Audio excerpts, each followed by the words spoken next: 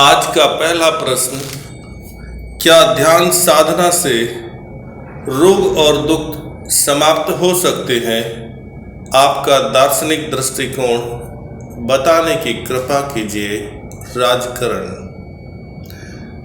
प्रिय राजकरण जी, आज का बुद्धिमान मनुष्य रोगों और दुखों की मुक्ति के लिए प्रकृति शरणम गच्छामि की यात्रा पर निकल चुका है। आज के मनुष्य ने धारणा बना रखी है कि प्रकृति के साथ ही रहना है और प्रकृति के साथ ही चलना है। बुद्धिजनों ने अत्यंत गुप्त श्रद्धा और विश्वास के साथ नियमित और अनुशासित दिनचर्या, रात्रिचर्या, खान पान और आचरण पद्धति को अपनाकर दुख और रोग से मुक्त होने का मार्ग निकाल लिया है। आप थोड़ा जागरूक होकर अपने आसपास के लोगों के जीवन का गहराई से अध्ययन कीजिए तो आपको ज्ञात होगा कि लोग प्रकृति से जुड़कर दुख और रोग से बचने के मार्ग पर चलने लगे हैं। लोग इस तथ्य को अपनाने लगे हैं कि प्रकृति और स्वास्थ्य का संबंध अटूट है। प्रकृति मनुष्य के रोम रोम में बसी है। प्रकृति मनुष्य की हर आवश्यकता को पूरी कर रही है। लोग इस विषय पर चिंतन करके और दुख और रोग से बचने का मार्ग निकाल चुके हैं।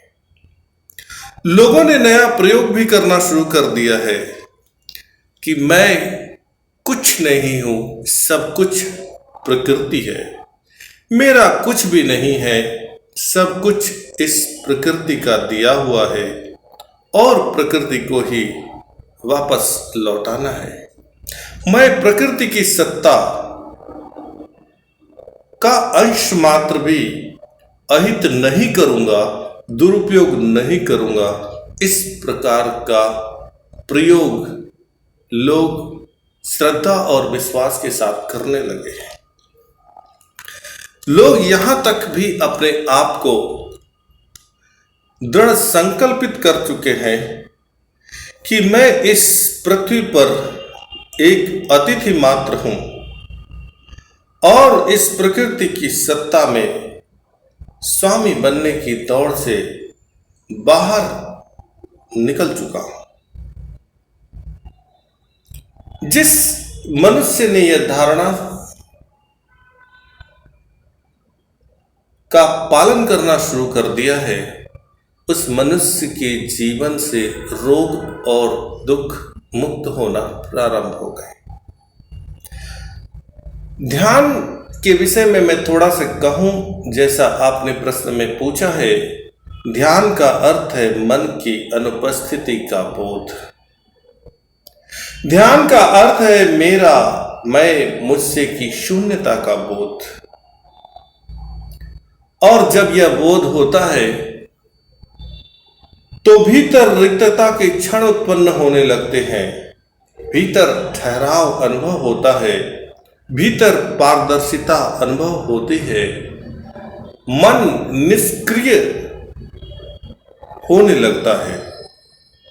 और सबसे बड़ी बात, जब मनुष्य ध्यान करने लगता है और साधना जैसे जैसे नित्य बढ़ती जाती है,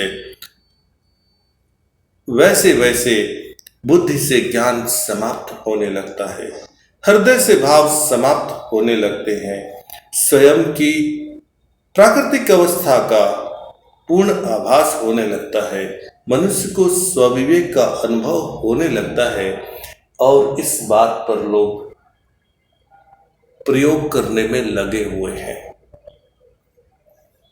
लोग इस प्रकार का भी प्रयोग करते हैं कि मुझे मोह छोड़कर के जीना है, मुझे लोभ छोड़कर जीना है, मुझे स्वार्थ छोड़कर जीना है। मैंने जिनका धन संपत्ति और स्वामित्व पकड़ करके रखा हुआ है उन्हें वापस दे करके जीना है। जब यह संभव होगा, इस प्रयोग की सिद्धि होगी, इस संकल्प में पूर्णता आएगी, तो धीरे धीरे मनुष्य के जीवन से रोग और दुख समाप्त होने लगेंगे। तो राजकरण जी, यह तो अभ्यास और अनुभव का विषय है, लेकिन फिर भी आज का बुद्धिजीवी मनुष्य, तर्कशील मनुष्य, प्रकृति शरणम गच्छामि के साथ मैं इस पृथ्वी पर अतिथि मात्र हूं, स्वामित्व बनने की होड़ से बाहर निकल चुका हूं और मेरे पास जो कुछ भी है वो मैं दूसरों को हस्तांतरित करने में लगा हुआ हूं।